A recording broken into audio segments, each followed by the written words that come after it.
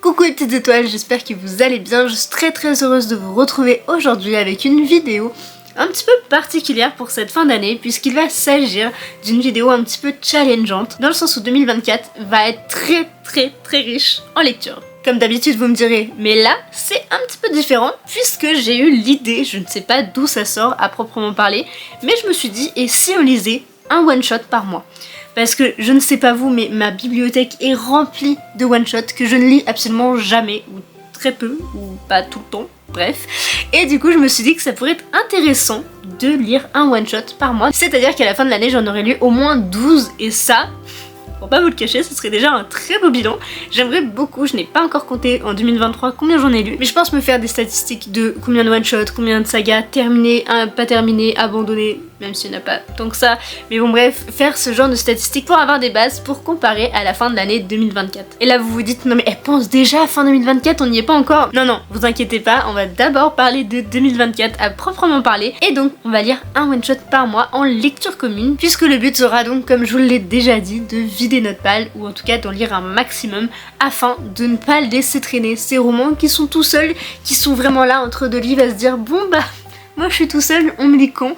Donc là c'est vraiment le moment en fait de sortir ces romans qui sont soit un petit peu cachés, soit qu'on oublie, ou alors qui pourraient être lus et qu'on n'a pas besoin d'attendre la suite. Donc ça serait vraiment l'idéal de les lire pour baisser notre palle, puisqu'il n'y a pas de suite, donc pas attendre, donc pas en rajouter. Vous voyez un petit peu où je veux en venir. Toutes les lectures communes se passeront sur mon Discord pour que ce soit beaucoup plus simple au niveau des annonces, au niveau des mois et des lectures qu'on aura choisies, au niveau du découpage pour pouvoir mettre les petits spoilers, etc. Donc absolument tout se passera là-bas, mais aussi un petit peu sur Instagram avec toutes les annonces que je pourrais faire.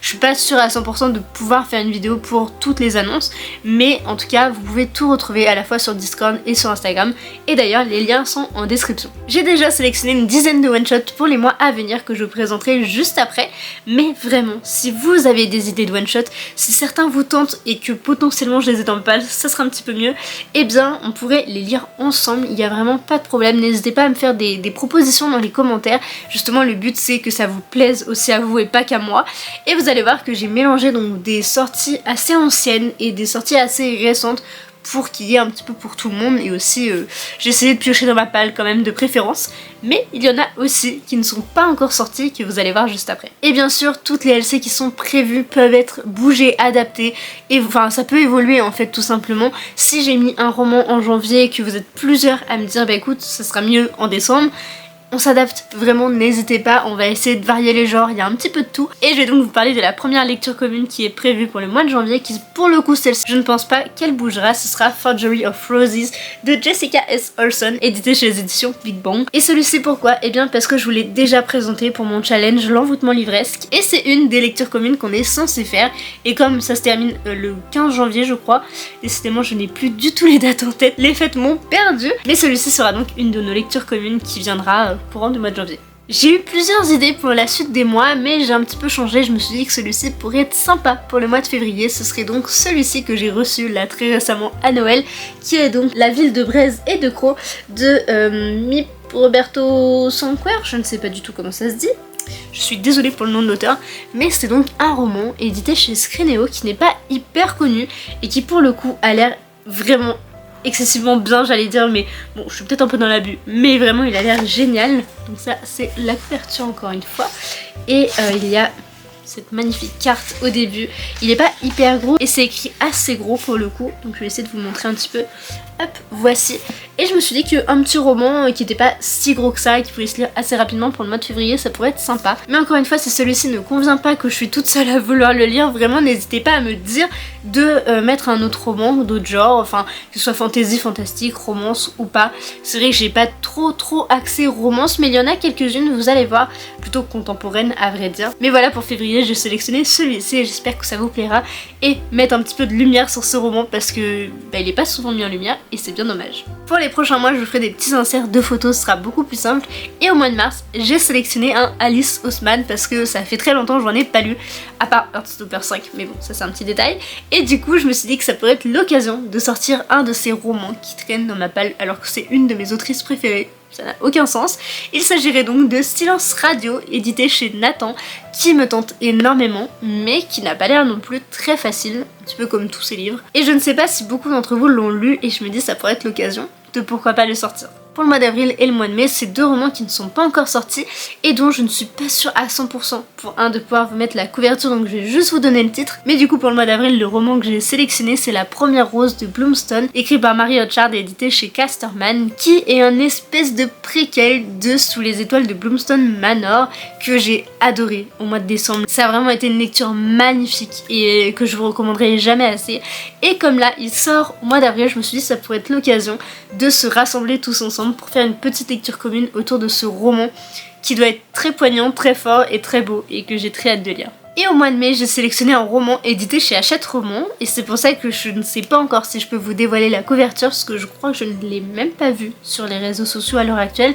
Il s'agit donc du nouveau Clara Héros, à savoir Les coquillages ne s'ouvrent qu'en été, que j'ai trop hâte de lire puisque j'ai adoré l'effet boule de neige et avec celui-ci nous sommes en été, il y a une histoire de sœur et j'ai adoré sa plume donc j'ai vraiment très hâte de pouvoir la retrouver dans un nouveau roman. Ensuite au mois de juin, j'aimerais beaucoup lire, et là vous allez tous me jeter des tomates ou me mettre des commentaires en mode mais pourquoi tu l'as toujours pas lu, qu'est-ce que t'attends? Mais j'aimerais beaucoup lire Sorcery of Suns ainsi que sa petite nouvelle, donc Mysteries of Sun Manor je crois. Car oui, je ne l'ai toujours pas lu, je n'ai toujours pas lu la petite nouvelle qui suit. Donc bref, je suis vraiment à blâmer pour le coup et c'est pour ça que j'aimerais le caser dans ce petit planning. Comme là c'est en juin, je ne sais pas s'il va rester à cette place là, un petit peu comme ceux qui sont déjà sortis. On verra ensemble comment on aménage un petit peu le planning selon vos envies, vos propositions, etc. Si je suis toute seule aussi à vouloir le lire, bah je le ferai dans mon coin, il n'y a pas de problème. Mais voici pour celui-ci, donc cette année, il faut que je le lise. C'est l'objectif, il va vraiment falloir que je le lise. Pour le mois de juillet, j'ai glissé un roman pas très facile, mais j'ai eu un espèce de débat dans ma tête. Un débat intérieur et je me suis dit, alors c'est un roman triste, mais du coup si je le mets en hiver, il y en a plein qui vont dire mais c'est déprimant et tout, pourquoi t'as mis ça là? Si je le mets en été, et ben ça va faire déprimer pendant nos vacances d'été, pendant qu'on travaille. Du coup je savais pas trop où le mettre, mais en même temps j'ai très envie de pouvoir le lire, que ce soit seul ou accompagné. Encore une fois ça peut être modifié, il s'agit donc de Nos plus belles années, toujours de Clara Héros. Donc oui il y en aurait 2 de cette autrice cette année, enfin du coup en 2024. Eh bien parce que je ne l'ai toujours pas lu, mais en même temps il me fait un petit peu peur à vrai dire. Donc je ne sais pas s'il restera là, je ne sais pas si je l'aurais pas lu d'ici là. Donc vraiment après le mois de mars, c'est un petit peu flou dans le sens où je vais vraiment vous laisser la parole pour que vous choisissiez vous les lectures que vous aimeriez et aussi pour adapter aux futures sorties. Parce que là je l'ai glissé, mais il y aura peut-être d'autres romans qui seront pas plus intéressants, mais qui seront plus dans l'air du temps à ce moment-là on va dire. Mais bon voilà. Le problème aussi avec Nos plus belles années, c'est qu'il y a pas mal de triggers et je ne veux pas que des gens se lancent juste pour faire la lecture commune alors que ça va être dur à lire pour eux et bah c'est pas mon but quoi. Au mois d'août, je n'avais rien mis au début et après je me suis dit mais il y en a un qui pourrait être pas mal, c'est Le Royaume Assassiné. Donc c'est une fantasy maritime, donc avec des pirates, et je me suis dit pour le mois d'août ça pourrait être vraiment dans l'ambiance, ça pourrait créer quelque chose de très estival, donc je ne sais pas encore s'il restera là, mais je me dis ça pourrait être sympa. Dites-moi ce que vous en pensez, et faut pas oublier aussi la consigne que c'est des one-shots qu'il faut, parce que ça c'est compliqué, hein, je pensais pas, bon il y en a beaucoup, mais en même temps pas tant que ça, donc parfois c'est dur de pouvoir les caler aux bons endroits. Un autre roman que j'ai reçu à Noël et que j'ai pu caler vraiment là comme ça juste avant de faire la vidéo, c'est De Lune et de Sang pour le mois de septembre. Je ne sais pas pourquoi, mais je me dis ça pourrait être bien de le mettre là, il a un petit peu la vibe du mois de septembre, je sais pas pourquoi. Il y a des livres comme ça qu'on associe à des mois, des périodes, faut pas me demander plus d'infos. Mais je ne sais pas, déjà il me tente énormément et en plus bah je me suis dit allez pourquoi pas septembre, il va peut-être bouger lui aussi, mais pourquoi pas. Pour le mois d'octobre j'avais aussi plusieurs idées, à savoir Les Sœurs Holo ou encore Vespertine qui sont vraiment pour la période halloweenesque. Et c'est des romans que je suis censée avoir lus depuis plusieurs années, hein, me jetez pas de cailloux s'il vous plaît, mais que je n'ai toujours pas lu et je me suis dit là ça pouvait être le moment de les incorporer, d'être plusieurs à les lire, donc pourquoi pas, je ne sais pas. Mais j'ai aussi d'autres idées pour la période du coup d'octobre, pour l'automne, donc vraiment n'hésitez pas à me donner vos recos, il y aura potentiellement d'autres romans qui sortiront à cette période et je vais me dire ah finalement lui il est plus intéressant que ces deux là, on verra. On s'arrangera entre nous. Et enfin, pour le mois de novembre et décembre, je me suis un petit peu laissé carte blanche pour l'instant, parce que ça reste dans un an. Donc imaginez la quantité de livres qui va sortir au fil de l'année, la quantité de livres que je pourrais lire aussi entre là, aujourd'hui, où je vous parle, et en décembre prochain. Du coup, il y a plein de livres en fait que je pourrais mettre. J'ai l'héritière des Abysses, One Last Stop, j'ai Cache-Cache Mortel, j'ai Once and for All, La fille et le renard, etc. J'en ai énormément des one-shots, mais comme c'est dans un an, un peu comme Octobre finalement, c'était assez dur de me projeter aussi loin.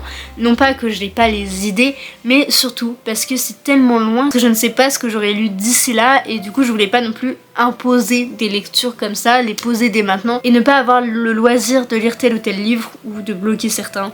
Bref, voilà, je pense que vous voyez un petit peu où je veux en venir, mais je laisse carte blanche pour l'instant. Je pense que je vais plutôt fonctionner par trimestre, enfin faire en tout cas 3-4 mois et après laisser libre cours et revenir tous les 3-4 mois, histoire de rester organisé mais en laissant une part à l'imprévu. Donc voilà. J'espère vraiment que ce concept vous plaira et vous plaît d'ores et déjà. Nous allons pouvoir bientôt commencer notre première lecture commune d'un one-shot. Donc n'hésitez pas à me dire si vous souhaitez participer, à nous rejoindre aussi sur le Discord et sur Instagram, parce que c'est par là que je vais le plus partager. Et j'ai hâte de lire vos retours. Et sur ce, c'est le moment pour moi de vous souhaiter un très bon réveillon, un nouvel an, je sais pas comment vous l'appelez, et de vous dire à l'année prochaine. Bisous!